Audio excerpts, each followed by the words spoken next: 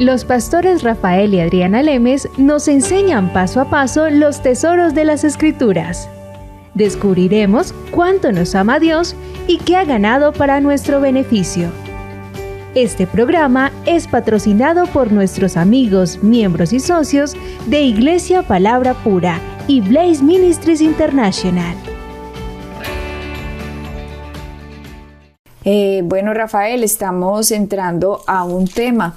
Nuestro nuevo tema es cómo Dios enseña, cómo Dios reprende, cómo Dios redarguye al cristiano el día de hoy. Y debido a que estamos haciendo este tema hoy, debido a que muchas doctrinas han levantado sus enseñanzas diciendo que Dios nos castiga a través de accidentes, que Dios nos castiga a través de enfermedades, que Dios nos castiga a través de problemas, que Dios nos enseña a través de, debería utilizar la palabra enseña más bien, porque es que así dicen las personas, no, debe ser que Dios me mandó esto para ponerme una prueba. Dios, qué pruebas tan duras las que me pones.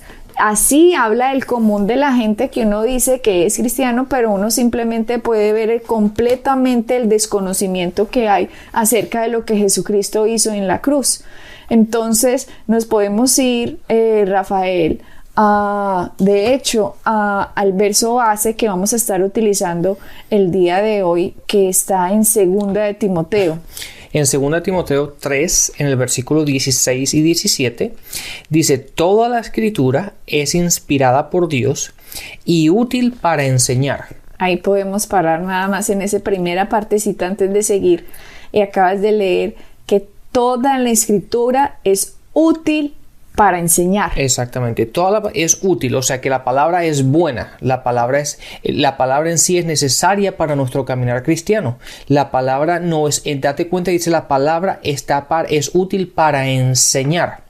Entonces el concepto que tiene la gente muchas veces es un concepto erróneo de Dios, porque el mismo Dios que los bendice es el mismo Dios que los castiga. El mismo Dios que los bendice es el mismo Dios que le manda una maldición, si se puede decir así. Y entonces llega un momento que la gente se confunde porque empiezan a hablar de un Dios que realmente no conocen, y a un Dios en el cual realmente no saben cómo va a reaccionar, porque si es bueno puede ser de Dios, pero si es malo también es de Dios. Entonces uno no sabe. De hecho, yo a veces cuando le pregunto a la gente, le digo, muchas veces, ¿para qué oramos? Porque si tanto lo bueno como lo malo viene de Dios, ¿para qué vas a orar? ¿Me entiendes? Porque a la gente le gusta orar pero lo bueno, pero si también viene algo malo, también le dan gracias a Dios por ello, porque Dios se los mandó, porque le está enseñando algo. O sea, por ejemplo, cuando hay una persona enferma y te dicen, Rafael, ¿podemos orar? Y tú les dices, sí, ¿por qué quieres que oremos? Entonces te dicen, pues que si es de Dios, que se me quite esta enfermedad, y si no, pues que me la deje, que se haga la voluntad de Él. Entonces ahí es cuando tú dices, entonces, ¿para qué oramos? Entonces, ¿para qué oramos? Porque entonces, ¿me entiendes? Si Dios está haciendo su voluntad de las dos maneras, entonces sería absurdo orar. Y eso es lo que la gente si realmente se parara y pensara lo que acaba de decir y el proceso de sus pensamientos, se darían cuenta que es algo completamente absurdo. Porque la gran mayoría de la gente que ora sobre sanación, digámoslo así, que es uno de los ejemplos más sencillos, entonces ellos piensan muchas veces que la enfermedad se las mandó Dios. Entonces, ¿para qué van al doctor? ¿Para qué se quieren sanar? Porque si te lo mandó Dios, si tú eres cristiano, obviamente tú lo que quieres hacer es obedecer a Dios, agradar a Dios, hacer lo que Dios quiere que tú hagas. Entonces, si Dios te mandó eso, ¿para qué te lo vas a quitar? Entonces yo lo que debería hacer es orar para que Dios te dé más. Y eso es ridículo porque nadie lo va a hacer. No, porque pero la gente, como no sabe cómo defenderse, Rafael, como no conocen las escrituras, entonces la reacción más fácil de tomar es, bueno, Dios sabrá por qué hace las cosas, y Dios sabrá por qué pasó esto, Dios sabrá por qué este accidente ocurrió, Dios sabrá por qué me dio este cáncer, ¿por qué me pasó esto? Porque la gente va recibiendo lo que Dios no le está mandando, porque como no se saben defender, claro, no saben qué fue lo que hizo Cristo, por lo tanto entonces no ponen en acción la fe y no ponen en acción las palabras de su lengua, no las ponen en contra de lo malo que se venga. ¿Por qué? Porque hay doctrinas que les han ya mal enseñado a que todo lo que venga, bueno o malo, es de Dios. Lo que será, será. Listo, siga la vida, pues si Dios quiere, pues ¿qué se va a hacer? Entonces ese pensamiento, Rafael, es el que hace que las personas en realidad no tomen una posición en la fe. Miremos, por ejemplo, el pueblo de Israel. Dios les dijo, yo les he dado la tierra prometida. ¿Qué pasó? Israel manda 12 espías. De los 12 espías, 10 vienen y dicen, no, esos problemas son muy grandes, esas circunstancias son gigantes, esos gigantes no somos unas langostas comparados al lado de ellos. Traslademos esa historia, porque obviamente todo lo que pasa en el Antiguo Testamento, a la luz del Nuevo Testamento, simplemente se puede traer, y vemos en el Antiguo Testamento lo mismo que pasa el día de hoy con el mundo cristiano. Dios ha dicho algo que sucedió en la cruz de Cristo. Dios ha dicho que Jesucristo fue a la cruz para que la maldición alcanzara a Cristo y la bendición nos alcanzara a nosotros. También ha dicho que Jesucristo se hizo pobre para que fuéramos enriquecidos. También ha dicho que Jesucristo, por su llaga fuimos nosotros sanados. También ha dicho que Jesucristo llevó la paga del pecado para que nosotros pudiéramos ser la justicia de Dios en Cristo Jesús, etcétera, etcétera, etcétera, etcétera. Lo que Jesucristo hizo fue impresionante. Ahora, la palabra de Dios ya fue dicha. Ahora somos nosotros los que estamos en la posición como Israel estaba. ¿Qué vamos a hacer con la palabra que Dios dijo? Vamos a ver las circunstancias, los problemas, los accidentes, las cosas que sucedan, las persecuciones más grandes que la palabra de Dios. Y es ahí cuando decimos, bueno, pues Dios verá. ¿Por qué? Porque no le pusimos valor a lo que Cristo hizo.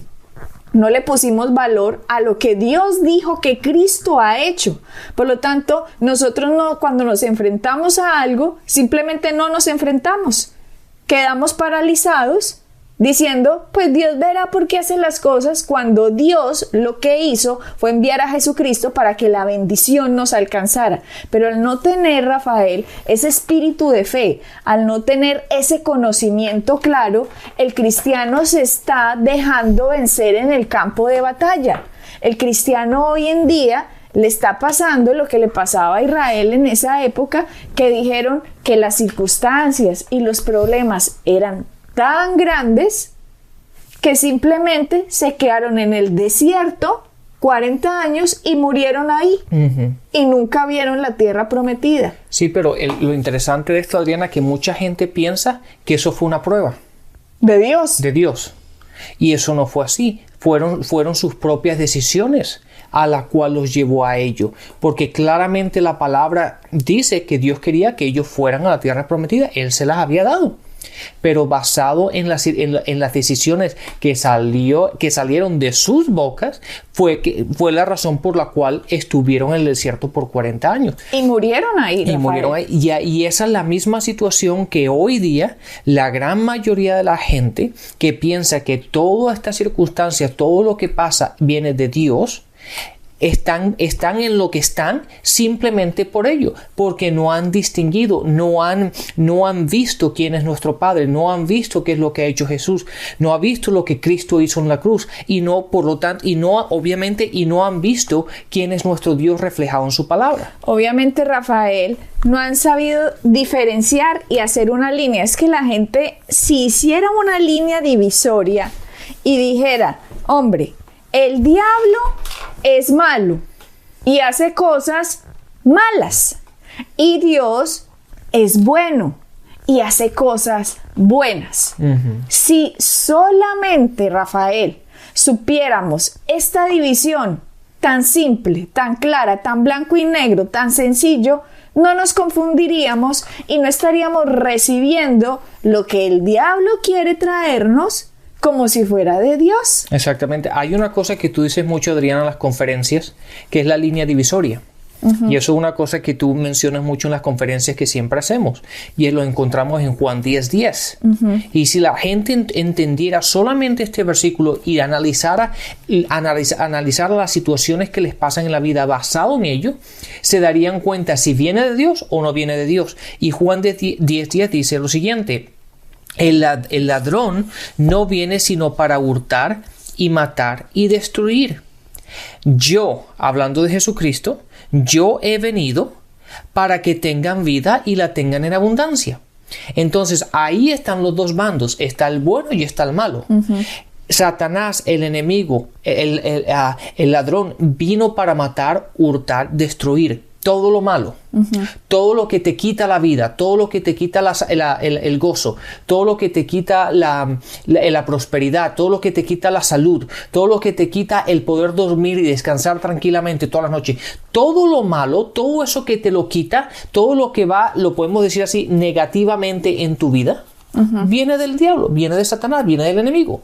Pero Jesucristo vino para darte vida y vida en abundancia. O sea que la manera en que Dios nos enseña, la manera en que Dios nos dirige, la manera en que Dios nos direcciona, no es a través de pruebas ni tribulaciones. Eso, por favor, que le quede claro a nuestros oyentes.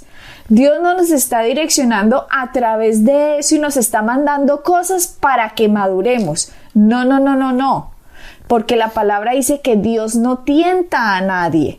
Hay un tentador que es Satanás. Y Satanás sí lo que quiere es que nosotros abortemos la fe, que dejemos de creer lo que Dios ha dicho que es, para que veamos más grandes los problemas que la palabra de Dios.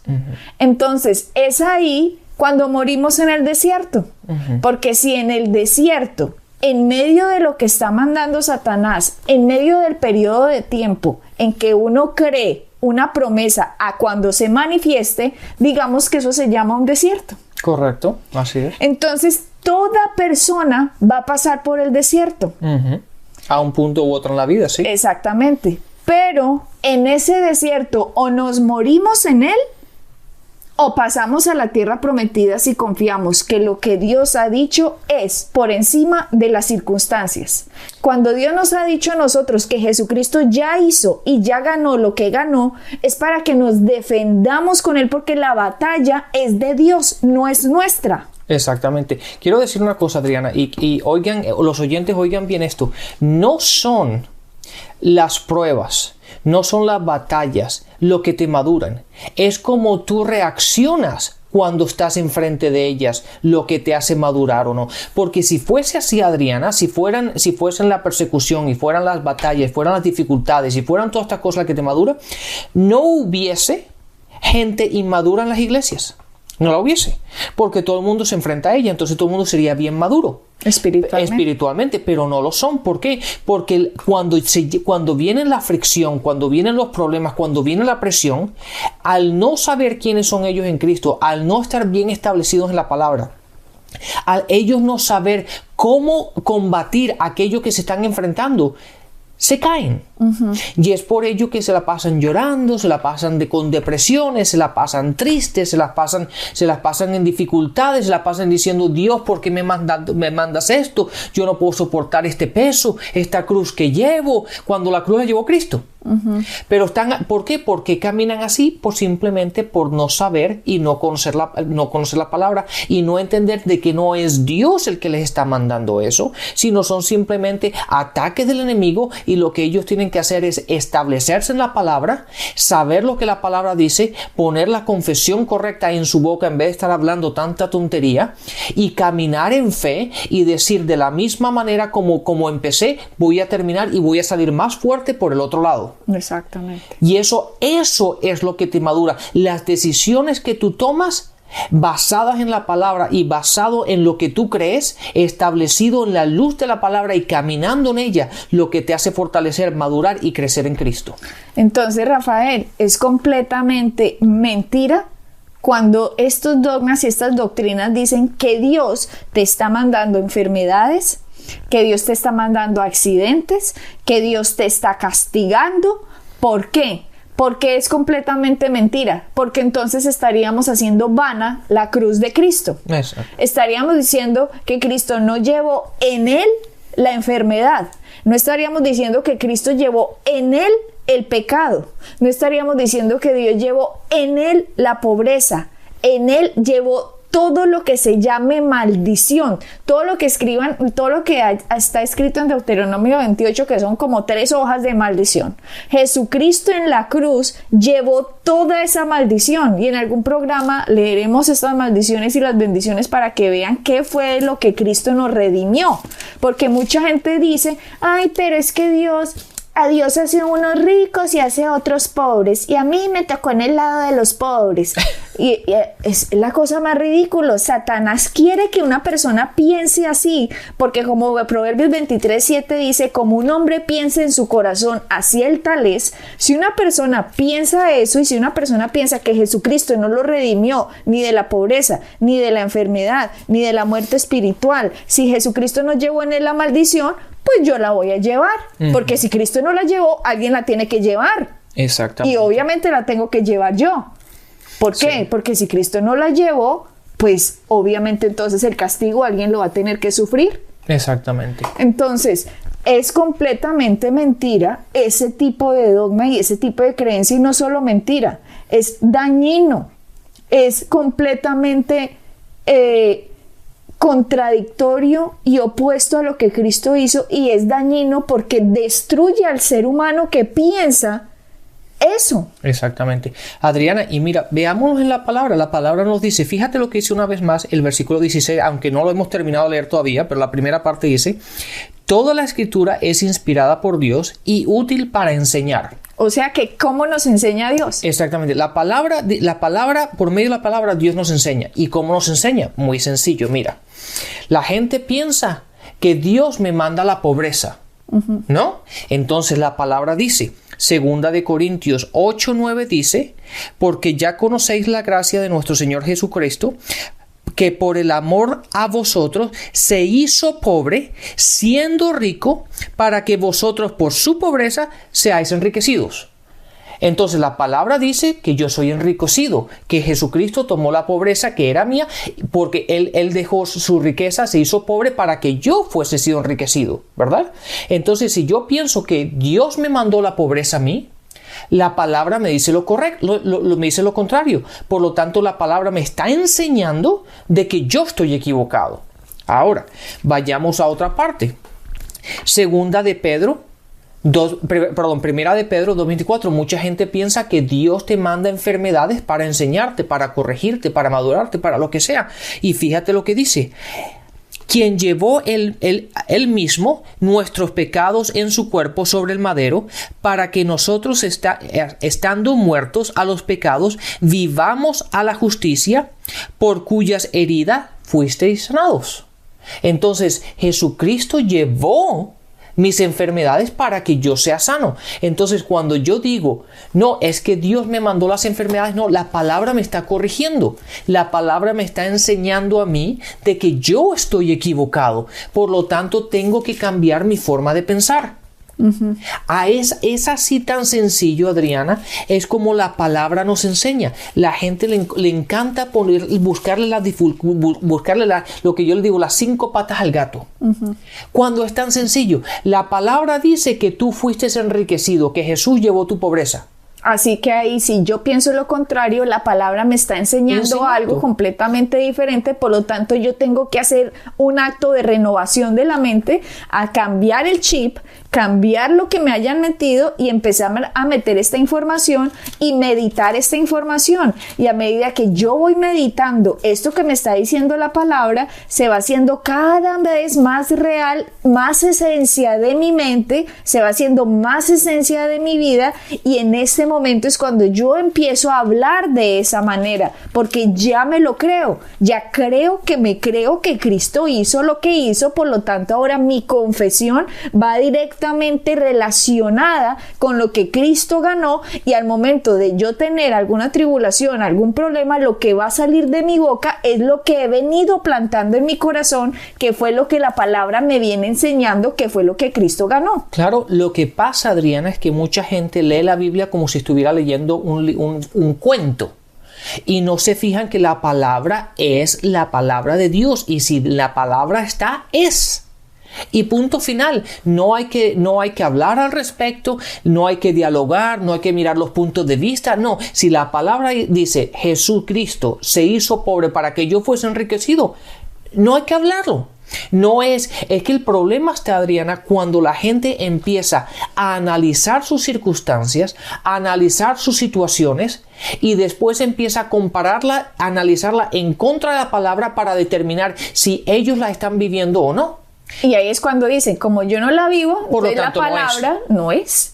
Y Ahí resulta está. que es, la palabra sí es, y si yo no lo estoy viviendo, pues tengo que cambiar el hecho que estoy viviendo por la verdad que sí es la palabra. Sí, por ejemplo, hay gente que le encanta estar en depresiones, porque en depresiones Dios me está enseñando en esta depresión.